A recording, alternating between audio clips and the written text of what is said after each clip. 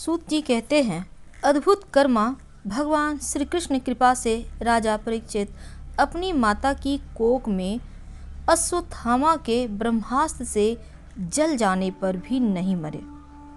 जिस समय ब्राह्मण के शाप से उन्हें इसके लिए तक्षक आया, उस समय वे प्राण नाश के महान भय से भी भयभीत नहीं हुए, क्योंकि उन्होंने अपना चित्त भगवान श्री कृष्ण के चरणों में समर्पित कर दिया था। उन्होंने अपनी आसक्ति छोड़ दी। गंगा तट पर जाकर श्री सुखदेव ने उपदेश गहन किया और इस प्रकार भगवान के स्वरूप को जानकर अपने शरीर को त्याग दिया। जो लोग भगवान श्री कृष्ण को लीला कथा कहते रहते हैं, उस कथामृत का पान करते रहते हैं और इन दोनों ही साधनों के द्वारा उनके चरण कमलों का स्पर्श करते रहते हैं, उन्हें अनंत काल में भी मोह नहीं रहता। जब तक पृथ्वी पर अभिमन्यु नंदन महाराज परीक्षित सम्राट रहे, तब तक चारों ओर व्याप्त हो जाने पर भी कलयुग का कुछ भी प्रभाव नहीं था। वैसे तो जिस दिन जिस क्षण श्री कृष्ण ने पृथ्वी का परित्याग किया, उसी समय पृथ्वी में अधर्म का मूल कारण कलयुग आ गया। भ्रमण के समान सारग्राही सम्राट परीक्षित कलयुग कोई द्वेष नहीं रखते थे, क्योंकि इनमें यह एक बहुत बड़ा गुण है कि पुण्य कर्म तो सबके मंगल मात्र से ही फलीभूत हो जाते हैं, परंतु पाप कर्म का फल शरीर से करने पर ही मिलता है। भगवान श्री कृष्ण कीर्तन करने योग्य बहुत सी लीलाएं करते हैं, इसलिए उनके गुण और लीलाओं से संबंध रखने वाली जितनी भी कथाएं हैं, कल्याणकामी पुरुषों को उन सब का सेवन करना चाहिए। ऋषियों ने कहा, सौम्य स्वभाव सूत जी आप युग युग जिए, क्योंकि मृत्यु प्रवाह पड़े हुए हम लोगों को आप भगवान श्री कृष्ण की अमृतमयी उज्ज्वल कीर्ति का श्रवण कराते हैं। यश करते करते उनके हम लोगों का शरीर धूमिल हो गया है, फिर भी यह कर्म का कोई विश्वास नहीं है। इधर आप तो वर्तमान में ही भगवान श्री कृष्ण के चरण कमलों का मादक और मधुर मधु पिलाकर हमें तृप्त कर रहे हैं। भगवत प्रेमी भक्तों के लव मात्र के सत्संग से स्वर्ग एवं मोक्ष की तुलना नहीं की जा सकती, फिर मनुष्यों के तुच्छ भोगों की बात ही क्या है। ऐसा कौन सा रस मर्मज्ञ होगा जो महापुरुषों के एकमात्र जीवन सर्वस्व श्री कृष्ण लीला कथाओं से तृप्त हो जाए। समस्त प्राकृत गुणों से अतीत भगवान के अति चैतन्य अनंत कल्याणमय गुण गणों पार तो ब्रह्मा शंकर आदि बड़े बड़े योगेश्वर भी नहीं पा सकते।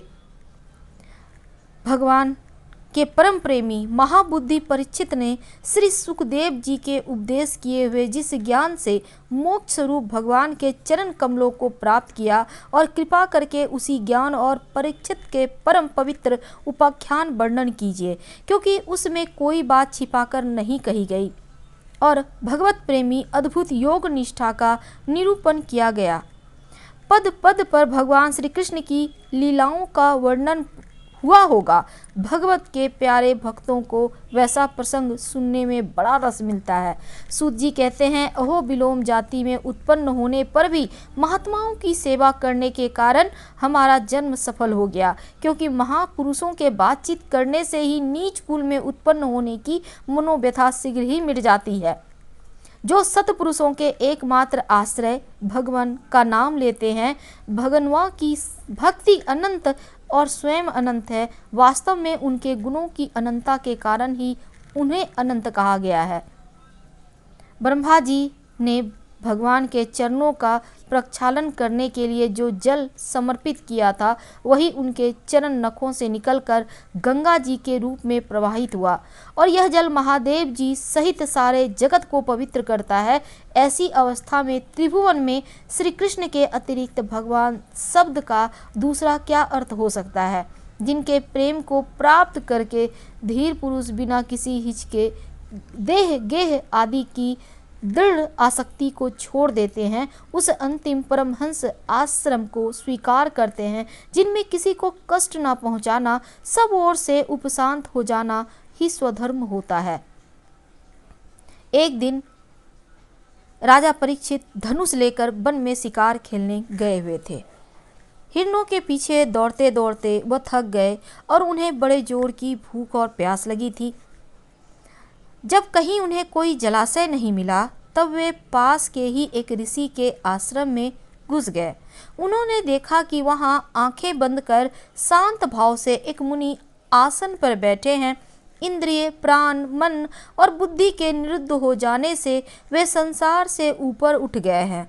जागृत, स्वप्न, सुषुप्ति तीनों अवस्था में रहित निर्विकार ब्रह्म रूप तुरीय पद में वे स्थित थे।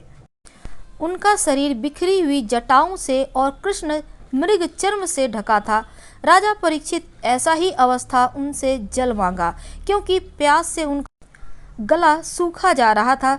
जब राजा को वहां बैठने के लिए तिनके का आसन भी न मिला, किसी ने उन्हें भूमि पर भी बैठने को ना कहा, अर्ध और आदर भरी मीठी बातें तो कहाँ से मिलती। तब अपने को अपमानित सा मानकर वे क्रोध के वश में हो गए और शौनक जी वे भूख प्यास से छटपटा रहे थे, इसलिए एकाएक उन्हें ब्राह्मण के प्रति ईर्ष्या और क्रोध हो गया। उनके जीवन में इस प्रकार का यह पहला ही अवसर था। वहां से लौटते समय उन्होंने क्रोधवश धनुष की नोक से एक मरा सांप उठाकर ऋषि के गले में डाल दिया और अपनी राजधानी चले आए। उनके मन में यह बात आई कि उन्होंने तो अपने नेत्र बंद कर रखे हैं, सो क्या वास्तव में इन्होंने अपनी सारी इंद्रिय वृत्तियों का विरोध कर दिया है, अथवा इन राजाओं से हमारा क्या प्रयोजन है। यह सोचकर उन्होंने झूठ मूठ समाधि का ढोंग रचा रखा है। उन समीका मुनि का जो पुत्र था तेजस्वी था और वह दूसरे ऋषि कुमारों के साथ पास ही खेल रहा था। जब उस बालक ने सुना कि राजा ने मेरे पिता के साथ दुर्व्यवहार किया है, तब वह इस प्रकार कहने लगा, ये नरपति कहलाने वाले उच्चित भोजी कौवों के समान संड मुंड होकर कितना अन्याय करने लगे हैं। ब्राह्मणों के दास होकर भी ये दरवाजे पर पहरा देने वाले कुत्ते के समान अपने स्वामी का ही तिरस्कार करते हैं। ब्राह्मण ने क्षत्रियों को अपना द्वारपाल बनाया है, उन्हें द्वार पर रहकर रक्षा करनी चाहिए। घर में घुसकर स्वामी के बर्तनों में खाने का उन्हें अधिकार ही नहीं है। अतएव उन नामार्ग गामियों के शासक भगवान श्री कृष्ण के परमधाम पधार जाने पर इन मर्यादा तोड़ने वालों को आज मैं दंड देता हूँ। मेरा तपोबल देखो। अपने साथी बालकों से इस प्रकार कह क्रोध से लाल लाल आंखों वाले उस ऋषि कुमार ने कौशिकी नदी के जल से आचमन करके अपने वाणी रूपी वज्र का प्रयोग किया। कुलांगा परीक्षित, मेरे पिता का अपमान करके मर्यादा का उल्लंघन किया है, इसलिए मेरी प्रेरणा से आज के 7वें दिन उसे तक्षक सांप डस लेगा। इसके बाद वह बालक अपने आश्रम पर आया और अपने पिता के गले में सांप देखकर बड़ा दुख हुआ और वह डाल मारकर रोने लगा। विप्रवर शौनक जी समीक मुनि ने अपने पुत्र का रोना चिल्लाना सुनकर धीरे धीरे आंखें खोली और देखा उनके गले में मरा सांप पड़ा है। उसे फेंककर उन्होंने अपने पुत्र से पूछा, बेटा तुम क्यों रो रहे हो? किसने तुम्हारा अपकार किया है? इस प्रकार पूछने पर बालक ने सारा हाल कह दिया। यह सुनकर अपने पुत्र का अभिनंदन नहीं किया। ऋषि समी ने राजा के साप की बात सुनी तो उनकी दृष्टि में परीक्षित साप के योग्य नहीं थे। उन्होंने कहा, ओह मूर्ख बालक, तूने बड़ा पाप किया। खेद है कि उनकी थोड़ी सी गलती के लिए तूने उनको इतना बड़ा दंड दिया। तेरी बुद्धि अभी कच्ची है। तूने भगवत स्वरूप राजा को साधारण मनुष्यों के समान नहीं समझना चाहिए, क्योंकि राजा के दुस्सह तेज से सुरक्षित और निर्भय रहकर ही प्रजा अपना कल्याण करती है। जिस समय राजा का रूप धारण करके भगवान पृथ्वी पर नहीं दिखाई देंगे, उस समय चोर बढ़ जाएंगे। आरक्षित भेड़ों के समान एक क्षण में ही लोगों का नाश हो जाएगा। राजा के नष्ट हो जाने पर धन आदि चुराने वाले चोर जो पाप करेंगे, उसके साथ हमारा कोई संबंध ना होने पर भी हम पर भी लागू होगा, क्योंकि राजा के ना रहने पर लुटेरे बढ़ जाते हैं, आपस में मारपीट गाली गलौज करते हैं, पशु स्त्री धन संपत्ति लूट लेते हैं।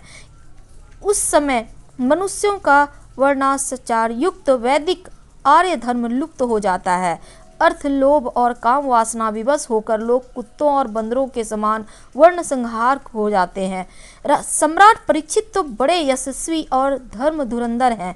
उन्होंने बहुत से अश्वमेध यज्ञ किए हैं और वे भगवान के परम प्यारे भक्त हैं।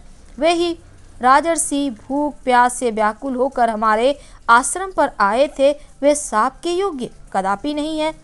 इस नासमझ बालक ने हमारे निष्पाप सेवक राजा का अपराध किया है। सर्वात्मा भगवान कृपा करके इसे क्षमा करें। भगवान के भक्तों में भी बदला लेकर शक्ति होती है, लेकिन दूसरों के द्वारा किए हुए अपमान, धोखेबाजी, गाली गलौज, आक्षेप और मारपीट का कोई बदला नहीं लेते।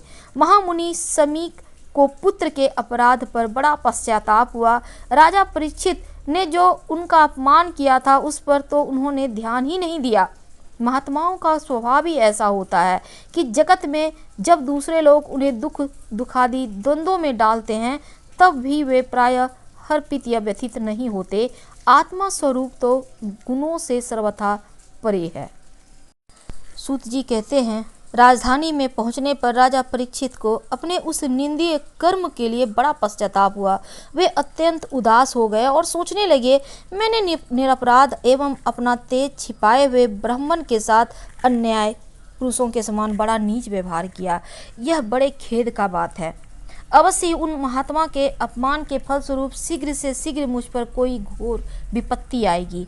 मैं भी ऐसा ही चाहता हूँ, क्योंकि इससे मेरे पाप का प्रायश्चित हो जाएगा और फिर कभी मैं ऐसा काम करने का दुस्साहस नहीं करूँगा। ब्राह्मणों की क्रोधाग्नि आज ही मेरे राज्य से ना भरे पूरे खजाने को जलाकर खाक कर दे, जिससे फिर कभी मुझे दुष्ट की ब्राह्मण देवता और गौओं के प्रति ऐसी पाप बुद्धि ना हो। वे इस प्रकार चिंता कर ही रहे थे कि उन्हें मालूम हुआ ऋषि कुमार के साप से तक्षक मुझे डसेगा। उन्हें वह धधकती हुई आग के समान तक्षक का डसना बहुत भला मालूम हुआ। उन्होंने सोचा कि बहुत दिनों से मैं संसार में आसक्त हो रहा था, अब मुझे शीघ्र वैराग्य होने का कारण प्राप्त हो गया। वे इस लोक और परलोक भोगों को तो पहले ही तुच्छ और ब्याज समझते थे, अब उनका स्वरूप स्वतः त्याग करके भगवान श्री कृष्ण के चरण कमलों की सेवा को ही सर्वोपरि मानकर आमरण अनशन व्रत लेकर गंगा तट पर बैठ गए। गंगा जी का जल भगवान श्री कृष्ण के चरण कमलों का वह पराग लेकर प्रवाहित होता है जो श्रीमती तुलसी को गंध से मिश्रित है। यही कारण है कि वे लोकपालों के सहित ऊपर नीचे के समस्त लोकों को पवित्र करती है। आगे की कथा अध्याय 3 में।